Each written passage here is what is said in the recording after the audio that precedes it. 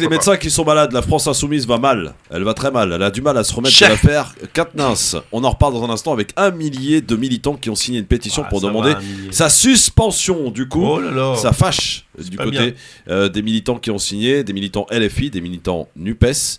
Et voilà, donc on en reparle dans un instant si vous voulez bien. Adrien Quatennens doit-il démissionner de son mandat de député? Doit-il être suspendu totalement de la LFI? On en reparle avec vous dans un instant, tout de suite. Ne bougez pas, le Grand Forum revient dans un instant. Le Grand Forum sur France Maghreb 2. Merci d'être avec nous en direct sur votre radio, messieurs, dames. Ravi de vous retrouver en ce mardi 27 décembre avec autour de cette table Soraya Rachedi, prof d'histoire, avec nous. Elle nous fait l'honneur d'être là aujourd'hui. Pardon ? Je disais, raconte des belles histoires. C'est toi qui me racontais des histoires. Ah oui ? On peut savoir, non ? On peut avoir des Non, c'était hors. C'était hors. Cela ne nous regarde pas.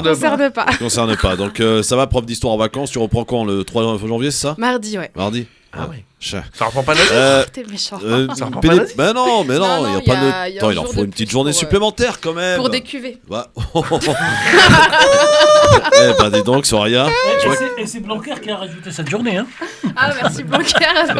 Depuis, c'est barré. Il l'a rajouté, mais ça va être enlevé dans les grandes vacances. C'est juste un peu. On va pleurer, la petite larmichette.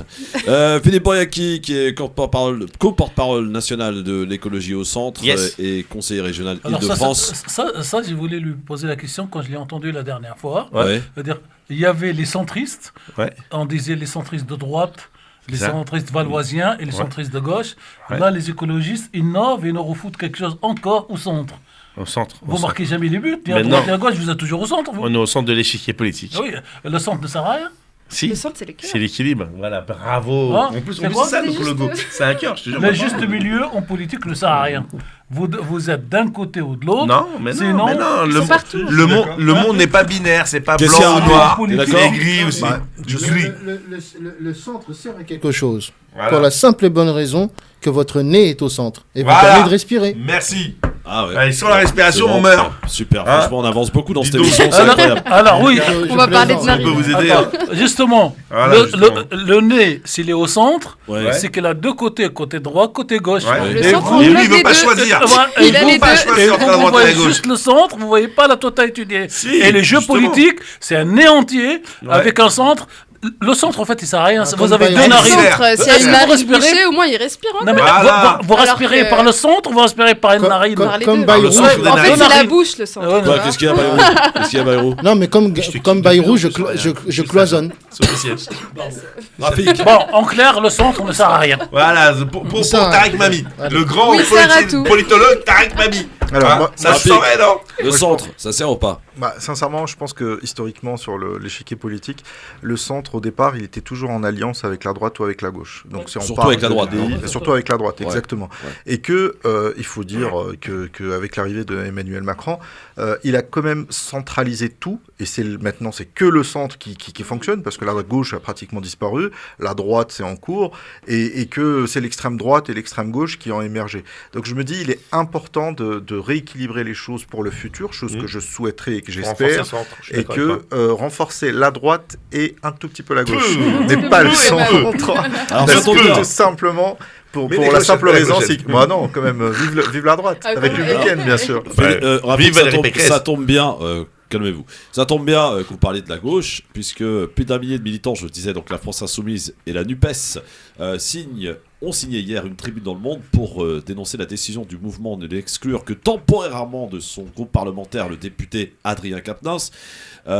Les mots sont forts dans cette tribune du Monde. Nous, membres de la France Insoumise et de la NUPES, demandons l'exclusion d'Adrien Quatennens. Nous appelons les militants et militantes à l'insoumission. Peut-on lire dans cette tribune, mais aussi sur les réseaux sociaux. Sandrine Rousseau souligne, elle, la force de cette tribune, tandis que la sénatrice Mélanie Vogel souligne, elle, le courage des militants. Et puis il y a aussi des internautes qui vont aussi de leur plume sur Twitter, notamment une certaine Maude, qui nous dit, à sa manière, elle reprend un extrait de l'interview d'Adrien Quatennens sur BFM TV. Je ne sais pas si vous vous rappelez, au moment où le journaliste Bruce Toussaint lui rappelle ceci, écoutez. Notre entretien a démarré il y a une dizaine de minutes. J'entends quelqu'un qui au fond, se considère comme victime depuis 10 minutes. C'est pas vous la victime, Adrien Quatennens. Voilà, ça c'était donc Bruce Toussaint. C'est pas vous la victime, donc Adrien Quatennens, donc qui tiens d'autres également internautes qui sont un peu plus virulents aussi. Elle pose cette question dans un tweet. Quand est-ce que la France insoumise va écouter son peuple? Elle, qui fait la morale H24 à la majorité de ne soi-disant être à l'écoute que de son peuple, quand est-ce qu'elle va réagir, cette France insoumise? Quatennens, on le rappelle, est toujours suspendu pour 4 mois de son groupe à l'Assemblée nationale. Député du Nord s'est déclaré victime d'un lynchage médiatique et il avait refusé, rappelez-vous, de démissionner. Alors, est-ce qu'il doit ou pas démissionner, Soraya? Adrien Quatennens, on rappelle, c'est l'histoire évidemment de la gifle à sa femme. Moi, je pense que oui. Ouais. Moi, je pense qu'à minimum de dignité, tu pars tout seul. Après, quand il faut revenir, il faut revenir. Mais et là, de quelle manière on revient dans ces cas-là? Je sais pas, j'ai jamais frappé ma femme, mais... Ça peut s'arranger. Hein. Ça peut, on peut te montrer. Non, mais voilà, à un moment donné, faut... Non, merci. Non, mais sérieusement, est-ce que, franchement, dans cette histoire, ces militants de la France Insoumise, de la NUPES, qui signent une pétition pour demander l'exclusion, on sent qu'il y a une scission au sein de la France Insoumise. Bien sûr, et je comprends, c'est un preuve de démocratie aussi, hein, que tout le monde puisse parler. Et voilà, que le plus fort gagne, au-delà du meilleur. Oui. Rafik? Sincèrement, moi je pense que il est élu. Et un élu doit être exemplaire.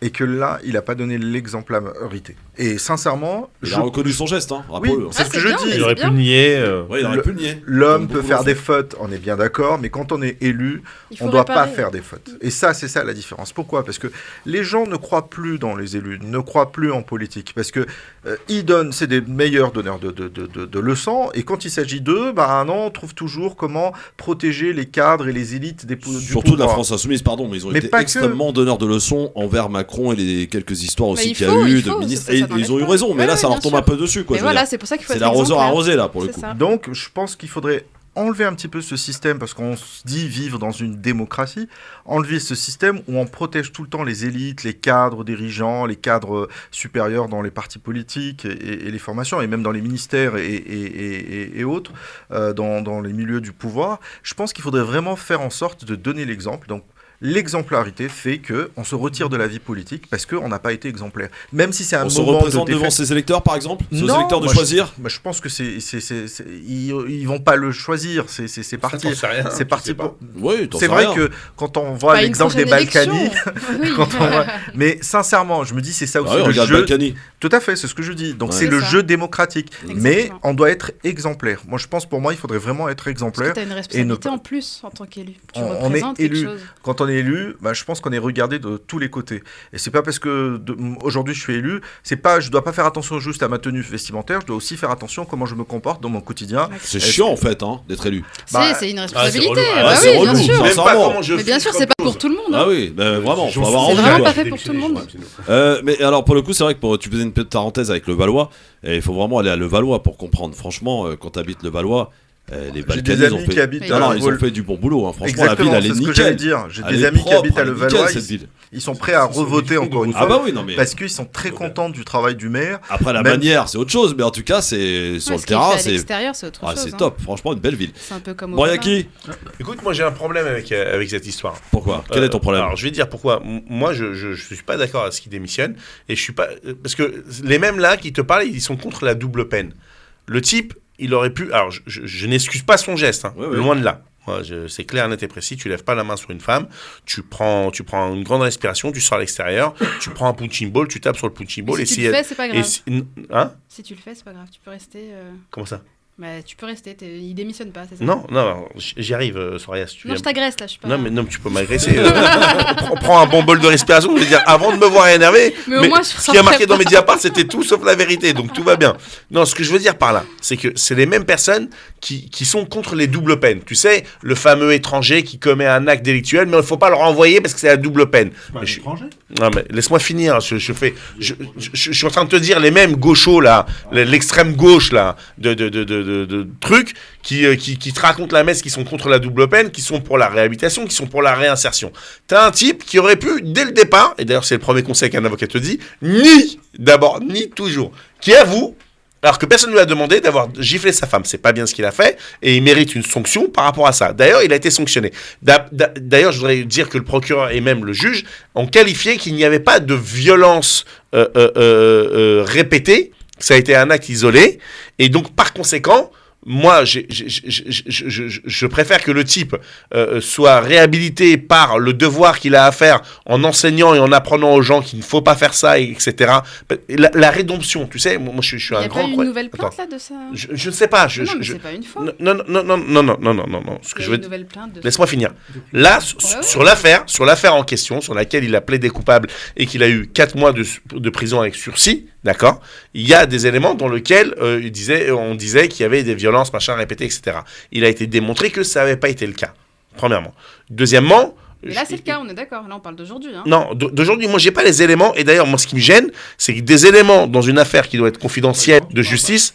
Oui, c'est vrai que ça se retrouve sur la sphère médiatique. T'as raison, Philippe. Attends, il a été lynché médiatiquement. Attends, j'ai pas fini. C'est vrai qu'il y a je dis que dans une procédure, il y a le secret de l'instruction.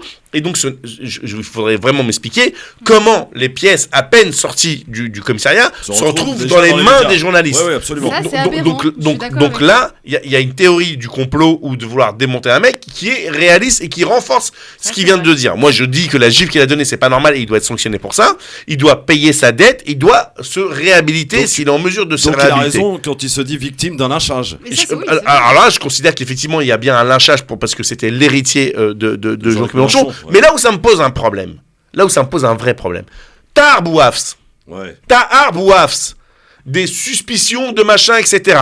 Pas de plainte en interne, pas de plainte en externe, il a été écarté comme une vulgaire chaussette. Pourquoi Tahar Bouafs a été écarté et qu'il n'y a pas eu de pétition là, de ces pseudo-gauchistes là, hein, de ces pseudo-racistes, et moi je le dis, parce que si ça avait été un beurre, il serait fait tuer, ça aurait été un black, il serait fait tuer. Quand c'est un white, on vient à la rescousse des uns et des autres, et certains bien pensants viennent de me dire, ouais, machin, ceci, cela. Tahar Bouafs, il a été exterminé, brûlé, parce que les communistes ont demandé sa tête pour donner la place à la mère de Vaux-en-Velin. Pourquoi tu veux qu'Adrien soit réhabilité là maintenant? Mais si Tahar Bouafs lui-même il est éjecté, Adrien il faut qu'il soit éjecté. Non, moi je suis pas, moi je n'ai jamais été pour niveler par le bas. C'est pas parce qu'on a tué un des nôtres sur la place publique et que personne n'est monté au créneau qu'Adrien Quatennens doit être assassiné de la même façon. Mais par contre, là où ça pose un réel problème, c'est sur la démocratie interne que fonctionne la France insoumise. Tous ceux qui ont été contestataires, et ils ont le droit d'être contestataires, j'ai pas de souci là-dessus. Raquel Garrido. Ils sont tous écartés du pouvoir et donc Jean-Luc Mélenchon, avec sa secte, ce gourou, est en train de mettre un bloc et c'est à son honneur et à son profit dans le sens de la loyauté, ce que j'ai pas eu avec Jadot qui m'a laissé tomber comme une paire de chaussettes pour quelque chose qui n'était pas vrai, parce que quand tu es victime de ça, quand tu passes par la broyeuse, je t'explique pas tous les dommages collatéraux qu'il y a. Pour le coup, c'est vrai que Mélenchon l'a pas laissé tomber, au contraire. On est en France, on est dans un état de droit, qui permet la réhabilitation de quelqu'un. Mais t'es pas réhabilité à la sortie, il laisse du temps passer, mais il a une sanction. Sort de là, et ensuite il a 4 mois de suspension, ça va. Il a eu 4 mois. En tant que politique, je sais pas si ça va. Mais pourquoi il serait-il différent des êtres humains? J'ai une question à te poser. Demain, il revient à l'Assemblée, par exemple. Après, il est déjà à l'Assemblée. Non, mais d'accord, mais là, il est suspendu pour l'instant. Non, il est suspendu de son groupe, mais il est à l'Assemblée. Non, mais il vient pas, là, pour l'instant. Demain, il revient, il va parler de violences faites aux femmes. Ça va être compliqué, quand même. Exactement. Tu vois ce que je veux dire? Mais attends, oui, ça va être compliqué par rapport à son précédent. Mais attends, si tu fais une faute, si tu fais un crime et que tu payes ta dette à la société, pourquoi on va te le reprocher à vie? C'est ça, payer. Qui a dit qu'il avait payé la dette? Eh ben, qui commence à payer. Ça y est. Quand ta sanction, tu as payé via ta sanction que tu as eue. Tarek Mami, Adrien Quatennens. Alors, moi, je suis contre qu'il démissionne ou qu'on le fasse démissionner pour une règle claire. Moi, j'en ai marre des décisions à géométrie variable. Qu'on fasse une loi pour dire que toute personne condamnée en sursis ou en plein soit démissionnée d'office et qu'on applique ça à tous, ça me va. Mais quand il s'agit d'une personne d'un côté et qu'on va donc exclure, comme disait Philippe pour Tahar Bouafs, sans même être condamné, et que de l'autre côté, M. Juppé, condamné, se retrouve membre du Conseil constitutionnel avec M. Fabius pour 9 années, avec des salaires que je ne vous dis pas, il y a quelque chose qui cloche dans le pays des cloches. Et donc, c'est pour ça que je suis pour un, comment on va dire ça, pour un égalitarisme républicain total. Moi, je suis pour aussi égalitarisme, mais j'ai aucun problème à niveler par le bas, parce que pour moi, la représentation qu'on nivelle par le bas ou par le haut, ça me gêne pas. Mais que le principe soit applicable à tous. Or, on l'applique malheureusement à certains. On en a parlé, on va peut-être en parler tout à l'heure, on en parlera de toutes les façons pendant 2 mois. Quand un type tire et qu'il est basané... On va dans un instant. Oui, non, mais juste une minute. Ne spoliez pas, là. Voilà. C'est terroriste. Quand c'est l'autre cas, c'est pas... Donc moi, je suis pour l'égalité des chances. Parce que je suis républicain, je suis pour l'égalité des chances. À l'école, je suis pour l'égalité des chances pour l'élection. Je suis à l'égalité des chances pour qu'on jette les gens dehors. Bon, on a Mohamed qui est avec nous, il nous appelle de Sevran. Bonjour Mohamed, 01 40 33 9000. Comment ça va Mohamed? Ça va très bien, et vous? J'espère que tout le monde se porte bien. Ouais, ils vont plutôt bien, ça va. Eh ben, monsieur Mamie m'a coupé l'air sur le pied, c'est exactement ça. Il y a combien de personnes qui traînent des casseroles? C'est pas une, c'est pas deux en politique. Hein. Et pour l'histoire d'argent ou ceci, cela, et il n'y a pas de démission. On les revoit, ils reviennent, ils sont encore là, ils s'en vont et puis ils reviennent. Et je vois pas pourquoi ce monsieur, on va le dégager. Et comme disait, je sais pas, l'un des chroniqueurs, ou peut-être chroniqueur, c'était que de toute façon, on traîne toujours la casserole. Si demain il y aura le sujet qui va se revenir sur la table à l'Assemblée ou autre, évidemment qu'on va lui dire, bah toi t'as pas le droit à la parole parce que toi t'es catalogué violent. Mais et lui, bon, je suis pas particulièrement pour ce monsieur, mais bon, voilà, je m'en fiche sur son parti. C'est le fait que c'est pas un récidiviste, c'est un accident de la vie. Comme tous on s'est énervé, lui il s'est énervé comme ça. Bon, évidemment je cautionne pas, mais c'est un accident de la vie et on en fait des tonnes. Comment dire, voilà. Ouais, des caisses, des pâtes à caisse. Ouais. Il y a vraiment pire que lui. Il y a des cahuzacs, des je sais pas quoi, et les gens qui déclarent pas leur truc. Mohamed. Oui. Mohamed, parce que tu as dit c'est un accident de la vie. Un accident de la vie, c'est quelque chose que tu n'as pas pu contrôler. C'est un geste délibéré sur la colère, tout ce que tu veux, etc. On ne doit pas excuser ce geste. Il doit être condamné. Il doit réparer ce geste. Et une fois que la réparation est faite, là, tu intègres la réhabilitation. Oui, mais combien de personnes qui sortent de tôle, on leur traîne toujours leur casserole derrière eux. Normal. Ah oui, bien sûr. Tu as raison. Dès que tu as un casier, c'est super dur. Voilà. Pour reprendre l'importance, ça fait de demander un casier judiciaire à n'importe quelle personne qui... Sauf à ce jour, pour les candidats aux élections politiques, je rappelle que pour devenir chauffeur de taxi, vous devez mettre sur la table un bulletin numéro 3 vierge, et pour être député de la République ou maire d'une commune, on ne vous demande pas ces documents. C'est pour ça que je suis pour cet égalitarisme républicain total. Non mais attendez. Je vous laisse en fait, moi, dans mon entourage, il y a une personne qui avait un CDI pour travailler sur le Charles de Gaulle à Roissy, et on l'a refusé parce qu'il avait un casier. Et c'est bon, il a déconné, il était jeune, il a fait une bêtise. Maintenant, il bricole de métiers, intérim, ceci, cela. Et il aurait pu avoir le CDI, on lui dit non, tu peux pas parce que voilà, t'as un casier, c'est mort pour toi. Et c'est un gars sérieux, mais voilà, c'est juste un petit exemple, il y en a 1 million d'exemples comme ça. Mais c'est exactement ce que dit M. Mamie, c'est la même règle pour tout le monde. Et c'est des gens qui doivent être exemplaires, c'est l'exemple qu'ils donnent. Merci Mohamed en tout cas pour ton appel du côté de Sevran. À très bientôt et bonne fête de fin d'année. 01 40 33 9000. Franchement là pour le coup Rafik, la France Insoumise en a pris un coup là. Elle a du mal à se remettre de cette affaire Capnance quand même. Elle la traîne comme un boulet. Moi, je pense que, sincèrement, ça, c'est encore une fois toutes les affaires qu'on peut analyser.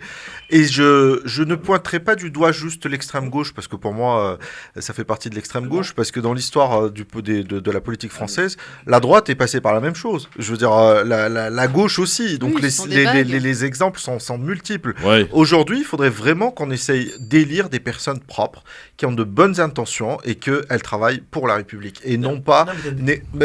Quand on on a un extrait de casier judiciaire vierge. Ouais. Et sincèrement... T'es favorable, toi, est-ce qu'on le demande? Ah, moi, oui, tout à fait. Ouais. Moi, je pousserai pour la simple raison... Il n'y aura plus personne, là. Il y aurait des nouvelles personnes, en fait. Exactement. Il y aurait des nouvelles personnes. Je me suis renseigné récemment sur des associations, je dirais, de type philosophique. Certains les appelleraient les francs-maçons. Et ils demandent un extrait de casier judiciaire. Donc, c'est des associations. C'est même pas... Donc, je me dis, aujourd'hui, c'est tout à fait normal d'avoir de montrer patte blanche. Rafik, chers auditeurs, pour les radios et pour France Maghreb 2, quand on dépose un dossier de candidature pour demander de diffuser sur la ville de Vierzon, par exemple. Je dis Vierzon pour ne pas dire Paris. Jacques Brel. Vous déposez dans le dossier de candidature un bulletin numéro 3 vierge, MAM. Et alhamdoulilah, comme dirait mon ami Philippe, à ce jour, je dépose les dossiers de candidature avec ce bulletin vierge qui date de moins de 3 mois. Donc tous les 3 mois, je demande ce casier et je le dépose. Et je trouve pas ça, j'allais dire... Bon il doit bien y avoir des patrons de radio véreux un peu, non? Alors comment ils mettent la secrétaire en ombre, quoi. Voilà, quand ils sont véreux, ils se retirent de la présidence. Mais comment a fait Pierre Bélanger de Skyrock? Ah oui, tiens, bonne question. Oui, il a été condamné, lui. Oui, il a été condamné, mais il n'a pas le statut de gérant. On est d'accord. Ah oui, d'accord. Ah, ils sont malins, comme quoi.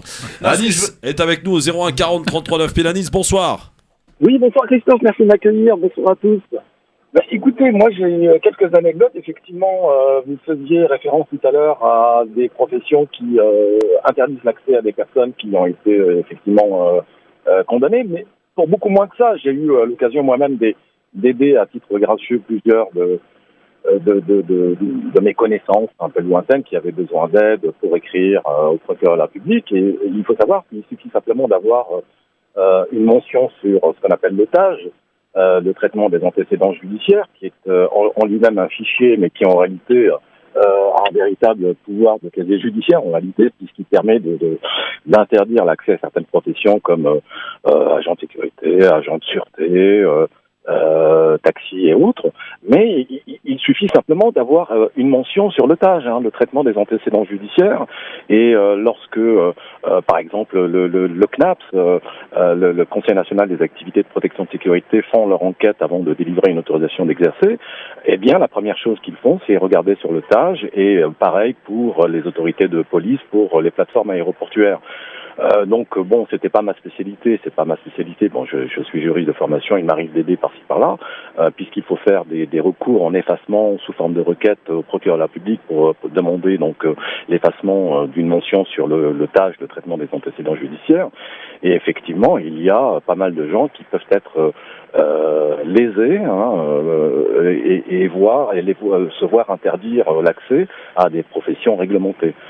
Donc ça, c'est un premier point. Et deuxième point, vous avez évoqué tout à l'heure l'état de droit, la démocratie. Permettez-moi, monsieur Mami, de ne pas être d'accord avec vous. Nous ne sommes pas aujourd'hui dans un état de droit. Un état de droit, c'est justement, et vous le disiez tout à l'heure, puisque vous êtes égalitariste, c'est le droit qui s'applique de la même manière à tout le monde. Or, il faut savoir qu'il y a eu à plusieurs reprises un deux poids et deux mesures concernant nos élus. Sachez par exemple. Il a pas dit le contraire. Il a dit qu'il était pour une société égalitariste. Il n'a pas dit que tout fonctionnait bien et qu'au contraire, on était dans un état de droit parfait. C'est pas ce qu'il a dit, Anis. Non.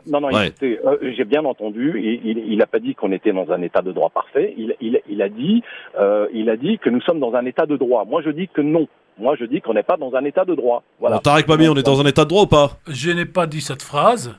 Alors là, comme il est juriste, je suis même un avocat de formation. Attends, bouge pas, Anis, on laisse les gens s'exprimer, tranquille, tout va bien se passer, t'inquiète pas. Voilà, comme dit Darmanin. Excusez-moi. Alors, comme il est juriste, moi je suis avocat de formation et d'inscription. On est en France dans un état de droit. Reste que pour la boutade, Coluche dit que les hommes politiques font 4 ans de droit et tout le reste de travers. Voilà. Par contre, je tiens à dire que moi, je suis un égalitariste républicain total et je veux que quand on change le prénom dans un dossier, dans une procédure au tribunal, on devrait même plus mettre les noms à la limite pour les juges, et que ça devient M, et M, on ne sait pas si c'est Mathieu ou Mohamed, pour qu'on puisse juger en conséquence. Je suis pour cet égalitarisme-là. J'aurais dû vivre du temps de Robespierre et quelques autres, même si je devais perdre la tête derrière, mais je suis contre la politique en général à géométrie variable. Je dis qu'aujourd'hui, et j'assume, que M. Fabius et M. Juppé, droite, gauche, n'ont pas leur place au Conseil constitutionnel pour dire le droit pour les autres. Voilà, j'espère qu'on est d'accord. Tout à fait.